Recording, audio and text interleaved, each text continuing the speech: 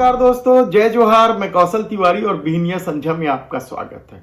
छत्तीसगढ़ में बैठी double engine की सरकार के मंत्रियों की करतूत को लेकर कई तरह की चर्चा है। युवा बेरोजगार जहां ओपी चौधरी की भूमिका को लेकर नाराज हैं, तो दूसरी तरफ स्वास्थ्य मंत्री श्याम बिहारी जायसवाल भी कम चर्चित नहीं है। लेकिन आज हम बात कर रहे हैं विवादास्पद मंत्री, राजस्व मंत्री टंकराम वर्मा का। और टंकराम वर्मा तहसीलदारों के ट्रांसफर पोस्टिंग को लेकर विवाद में आए थे। वसूलीबाजी की खबरें बंगले से भी बाहर निकलने लगी थी। उसके बाद पटवारियों की भूमिका को लेकर भी टंकराम वर्मा विवाद में रहे। लेकिन एक बार फिर टंकराम वर्मा पूरी तरीके से विवादों में घिर गए हैं। और ये विवाद है उनके ओएसडी की करतूत को लेकर। यह पूरा मामला क्या है हम बताएं, उससे पहले बता देते हैं कि सत्ता में मंत्रिमंडल के विस्तार को लेकर नेताओं और कार्यकर्ताओं में बेहद आक्रोश है। कहा तो यहां तक जा रहा है कि मुख्यमंत्री विष्णुदेव साय दिल्ली के आधा दर्जन चक्कर लगाने के बाद भी मंत्रिमंडल के विस्तार की अनुमति नहीं ले पाए हैं और न ही निगम मंडल की नियुक्ति का मामला ही आगे बढ़ रहा है। ऐसे में नेताओं में जबरदस्त आक्रोश है। लेकिन दूसरी तरफ संगठन के चुनाव हो रहे हैं। चुनाव क्या हो रहे हैं, मनमाने ढंग से मनोनयन हो रहा है, कहा जाए तो गलत नहीं होगा। और इसे लेकर अब सिर फुटौल की नौबत आ गई है। अलग अलग जगह मंडल अध्यक्षों के चुनाव को लेकर जो खबरें आ रही है वह कम चौंकाने वाली नहीं है। बेहद विवाद के बीच मंडल अध्यक्षों की घोषणा तो कर दी जा रही है, लेकिन आम कार्यकर्ताओं का गुस्सा बाहर निकलने लगा है। बस्तर क्षेत्र के तो कमोबेश सभी मंडलों में यही स्थिति है। जबरदस्त बवाल मचा है और इसकी शिकायत न केवल राजधानी पहुंची है बल्कि केंद्रीय नेतृत्व से भी की जा रही है। हालत यह है कि विधायकों को मुंह छुपाते घूमना पड़ रहा है। वहीं संगठन के तेवर सख्त और वे ऐसे विवाद पैदा करने वालों के खिलाफ कार्रवाई करने के मूड में है, क्योंकि प्रदेश में सत्ता उनकी है। और यही वजह है कि बहुत जगह विवाद थम गया है, मामले को सुलझा लिया गया है। लेकिन कल जो कुछ माना मंडल अध्यक्ष के मनोनयन पर हुआ वह हैरान कर देने वाला है। रायपुर ग्रामीण विधानसभा क्षेत्र के माना मंडल को लेकर कुंडहर चौक स्थित सामुदायिक भवन में बैठक रखी गई थी। और जैसे ही भीमवन निषाद के नाम की घोषणा हुई, कार्यकर्ताओं का गुस्सा फूट पड़ा। कुर्सियां तोड़ दी गई, खूब बवाल हुआ। यहां तक कि रायपुर ग्रामीण के विधायक मोतीलाल साहू को भी गुस्से का सामना करना पड़ा। उन्हें कार्यकर्ताओं ने जमकर खरी खोटी सुनाई और कई कार्यकर्ताओं ने तो यहां तक कह दिया कि अब आइए चुनाव में हम देख लेंगे। इस दौरान वहां मौजूद भारतीय जनता पार्टी के संगठन में काम करने वाले नेता लीलाधर चंद्राकर भी मौजूद थे और वे खामोशी से तमाशा देख रहे थे, कहा जाए तो गलत नहीं होगा।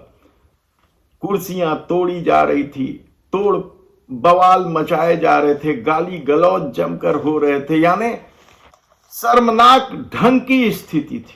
और ऐसा नहीं है कि पार्टी में यह स्थिति केवल माना मंडल को लेकर हुई है। बात कीजिए आपकी किस तरीके से खरोरा मंडल की बैठक के दौरान वहां के विधायक अनुज शर्मा और पूर्व विधायक देवजी भाई पटेल को बैठक से बाहर कर दिया गया था। यानी आप सोचिए कि किस तरीके से कार्यकर्ताओं में गुस्सा व्याप्त है। संगठन मनमानी कर रहा है, अपने ढंग से मनोनयन कर रहा है और विश्व की यह सबसे बड़ी पार्टी छत्तीसगढ़ में तमाशा बनकर रह गई है, कहा जाए तो गलत नहीं होगा। अनुशासन को लेकर पाठ पढ़ाने वाली पार्टी के कार्यकर्ताओं ने किस तरीके से जूतम पैजार किया है, वह अलग अलग स्थानों से आ रहे वीडियो जो वायरल हो रहे हैं वह आप देखकर समझ सकते हैं। तो दूसरी तरफ राजस्व मंत्री टंकराम वर्मा फिर एक बार विवाद में है, और इस बार विवाद की वजह है उनके ओएसडी दुर्गेश वर्मा। दुर्गेश वर्मा पर पैसे खाकर राम मंदिर ट्रस्ट की जमीन बेच देने का आरोप है, और अब दुर्गेश वर्मा पर कार्रवाई इसलिए नहीं हो रही है क्योंकि राजस्व मंत्री उन्हें बचाने में लगे हैं। यह आरोप कम गंभीर नहीं है।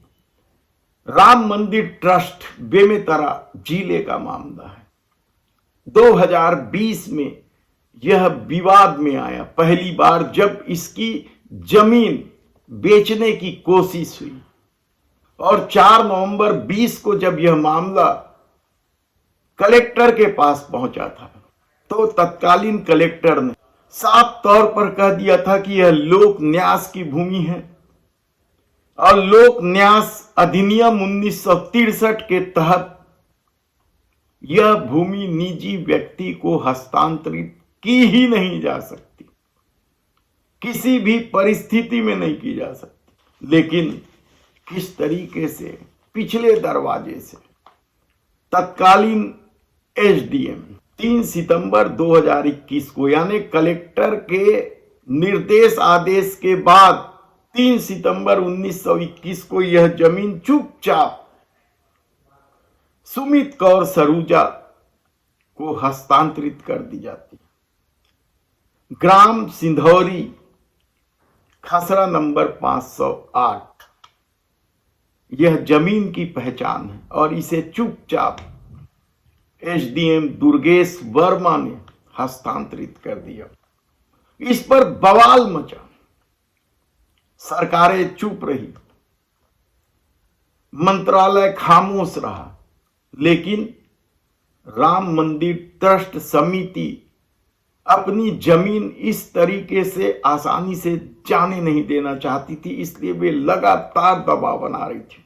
और अंततः 17 अक्टूबर 2023 को कलेक्टर ने जांच समिति बना दी, 15 दिन के भीतर रिपोर्ट मांगी, और 15 दिन के भीतर 3 सितंबर को इसकी रिपोर्ट आई। रिपोर्ट बेहद ही चौंकाने वाला था, क्योंकि कलेक्टर ने तो 2020 में ही कह दिया था कि लोक न्यास अधिनियम 1963 के तहत यह जमीन निजी व्यक्ति को हस्तांतरित की ही नहीं जा सकती, और समिति ने साफ तौर पर इसके लिए तत्कालीन एसडीएम दुर्गेश वर्मा को जिम्मेदार माना, और यहीं से खेल शुरू हुआ उन्हें बचाने का। प्रदेश में सरकार डबल इंजन की थी, जो एक तरफ दावा तो करती है कि भ्रष्टाचारियों को उल्टा लटकाकर सीधा कर देंगे, लेकिन किस तरीके से भ्रष्टाचारियों को पनाह दे रही है यह किसी से छिपा नहीं है। और तब तक दुर्गेश वर्मा राजस्व मंत्री टंकराम वर्मा के ओएसडी बन चुके थे। अब मंत्री के ओएसडी पर कोई कार्रवाई कैसे कर सकता है, और किस तरीके से कार्रवाई होगी, आप आसानी से समझ सकते हैं। क्योंकि इस दौर में यदि संविधान निर्माता के खिलाफ विश्वमन करने वाले पर कार्रवाई नहीं हो रही है, तो फिर दुर्गेश वर्मा पर कार्रवाई कैसे हो सकती है? क्या वे राजस्व मंत्री टंकराम वर्मा के रिश्तेदार में भी हैं, या फिर सिर्फ उन्हीं के समाज के हैं इसलिए बचाया जा रहा है? ऐसे कई सवाल आप उठा सकते हैं, लेकिन इन सवालों का इसलिए मतलब नहीं है क्योंकि सत्ता का अपना चरित्र है, वह अपने ढंग से चलती है। और एक बार फिर इस मामले को लेकर आंदोलन की राह पर बेमेतरा के लोग निकल पड़े हैं, या कांग्रेस इस मामले को किस तरीके से हवा देती है। देखना है कि कहा तो यहां तक जा रहा है कि यह मामला आने वाले विधानसभा में भी उठाया जाएगा। क्या टंकराम वर्मा को नैतिकता के आधार इस ओएसडी दुर्गेश वर्मा को नहीं हटा देना चाहिए? आप खुद सोचिए।